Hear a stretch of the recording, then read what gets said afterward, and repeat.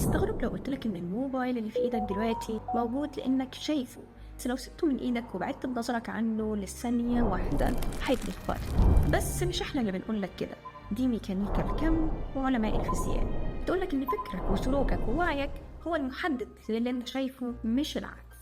فتخيل إنك ما تقدرش تحدد طبيعة الشيء اللي قدامك ولا صفاته بما إنك مش شايفه. ومن هنا ظهرت نظرية العوالم المتعددة أو multiverse للعالم فيبر لتفسير طبيعة الإلكترون واتجاه حركته، هل هو موجة أو وسيم، واتجاه حركته فين بالظبط.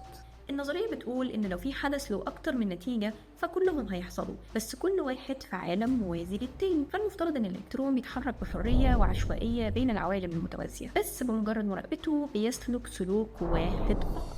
وده معناه إنك حتى لو قررت تكون ثابت في مكانك احتمال تكون بتتحرك في العوالم التانية، وإدراكك هو اللي بيخليك موجود في واحد بس من العوالم الموازية دونا عن البقية.